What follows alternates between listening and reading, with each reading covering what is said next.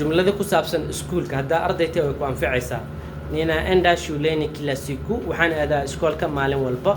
Ninasoma somo la hisabati, waxaan akhristaa maadada xisaabta ah. Mwalimu anafundisha darasani, macalinka wuxuu barayaa fasalka. Tunafanya imtihani wiki hii. Number 4. tunafanya waxaanu sameynaynaa imtixaan wiki hii isbuucan. Hadda isbuuca dambe sameynaysa waxa leedahay tunafanya imtihani wiki ijayo, waxaanu sameynaynaa imtixaan wiiga soo socdo. wiki ijayo waxa loo jeedaa wiiga soo socda, laakiin waxaan noo qoran wiki hii isbuucan. Number 5. naandika waxaan qorayaa kazi ya yumbani kila jioni. naandika waxaan qoraa kazi ya yumbani homework ama shaqada guriga kila jioni kala walba. tunacheza mchezo baada ya masomo, waxaan ciyaarnaa kubad. waxaan ciyaarnaa ciyaar. tunacheza waxaan ciyaarnaa mchezo ciyaar baada ya masomo cashirka kadib. je una vitabu vya kusoma, ankuidia ma haysaa buugaag la akhristo. nataka kuenda maktaba kusoma, waxaan rabaa inaan aado maktabada isa wax soo akhristo. leo number 9.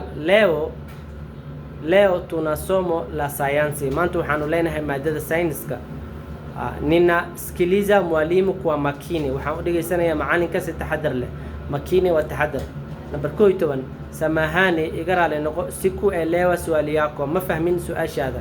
tafadhali unaweza kurudia, fadlan ma ku celin kartaa. 13. mimi na rafiki yangu, ani saaxiibkayga, tunasoma pamoja, waxaan u akhrisanaynaa si wada jira. pamoja wa together, wada jir.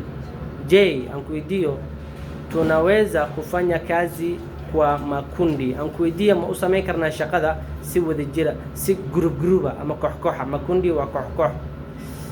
darasa lina wanafunzi 20, fasalku wuxuu leeyahay 20 arday. 16. leo tuna mchezo wa mpira wa miguu, maanta waxaa leenahay kubadda cagta. maanta waxaa leenahay ciyaar kubadda cagta ah. mimi napenda kusoma historia, anigu waxaan jeclahay inaan akhriyo historia, sheekooyinka. historia taariikhahan ka wada, sorry. hadithi sheeka halka historia laga wado taariikhaha, history ka timid.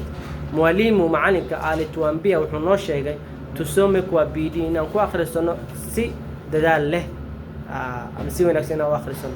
kuna mkutano wa wazazi kesho, waxaa jirto kulan waalid berito. mkutano waxa loo yaqaanaa kulan, meeting.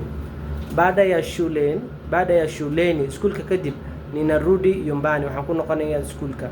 qaybta 20aad waxaa ku qoran tunajiandaa kwenda shuleni, waxaan isku diyaarinaynaa inaan aadno iskuulka.